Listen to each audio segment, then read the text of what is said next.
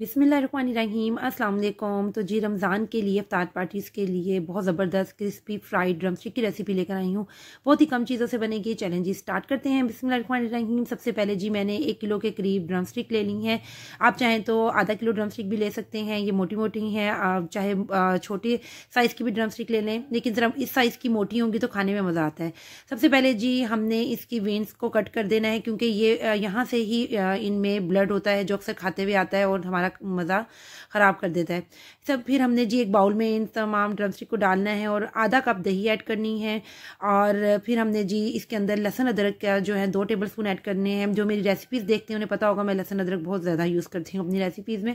फिर हमने जी नमक ऐड करना है 1 टीस्पून, और कुटी हुई काली मिर्च आपने 2 टीस्पून ऐड करनी है। नमक आप अपने हिसाब से कम ज़्यादा कर सकते हैं, ठीक है। बहुत कम चीज़ों में बनेगा, सिर्फ नमक और काली मिर्च हमने ऐड करना है मसालों में। अब हम सॉसेज ऐड करेंगे। सबसे पहले हमने जी सोया सॉस ऐड करना है 2 टेबलस्पून।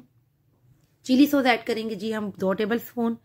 सफ़ेद सिरका हमने ऐड करना है 2 टेबलस्पून, ठीक है जी। बस ये बेसिक से इंग्रेडिएंट है और इसके अलावा हमने इसमें कुछ ऐड नहीं करना। आप चाहें तो इसको ओवरनाइट भी मैरिनेट करके रख सकते हैं। अगर कम टाइम है तो आप इसको बस 5-10 मिनट के बाद भी इसको अपनी स्टीम में गला सकते हैं, जिस तरह मैं आगे आपको बताऊंगी किस तरीके से आपने करना है।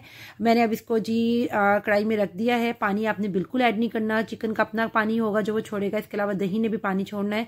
और हमने जी 15 मिनट के लिए इसको ढक कर रख देना, ठीक है ना। 15 मिनट के बाद जब हमने चेक किया, देखें जी चिकन ने खासा पानी अपना छोड़ दिया है, लेकिन अभी हम इसे मजीद 15 मिनट के लिए दम पे रख देंगे। लेकिन हमने इसमें कोई ऑयल ऐड नहीं किया, आपने देखा है ना, मैंने मजीद कोई पानी ऐड किया है। आप चाहें तो इसको डाइटिंग के तौर पे भी, जैसे जो डाइटिंग कर रहे हैं लोग, वो भी इफ्तार में इसको डाइट के तौर पे इसे खा सकते हैं। जब ये यहाँ पर रेडी हो जाएगा, इसका पानी ड्राई हो जाएगा, एज इट इज़ आप इसे खा सकते हैं फ्राई के बगैर ही, ठीक है जी। तकरीबन 30 मिनट लगे थे, उसके बाद मैंने ढक्कन उठा दिया था। और अब मैंने इसका पानी सिर्फ खुश्क करना है, ड्राई करना है इसको। जब ये ड्राई हो जाएगा ना, तब हमने जी इसको बारबेक्यू का स्मोक देना है लाजमी। आपने एक कोई भी इस तरह ये अगर आपके पास ये नहीं है तो अब आपने एक रोटी के टुकड़े के ऊपर भी बारबेक्यू का स्मोक दे सकते हैं, ठीक है जी। उसके बाद जी हमने क्या करना है, इसको ठंडा कर देना है। ठंडा करने के बाद हमने अंडे 2 मैंने फेंट लिए हैं और क्रम्स लिए हैं। आपने पहले अंडों में अच्छे से डिप करना है इनको, ठीक है। उसके बाद जी हमने इसको ब्रेड क्रम्स में, चाहे होममेड ब्रेड क्रम्स हो या बाजार के हों, आपने इनको अच्छा सा सी कोटिंग कर लेनी है। चाहे तो डबल कोट कर लें, लेकिन सिंगल कोट काफ़ी होता है। डबल कोट करने से ना इतना वो ख़ास फ़र्क नहीं पड़ता, मुझे वैसे सिंगल कोट में बेस्ट लगता है। इस तरह आपने सारी प्लेट्स को रेडी कर देना है।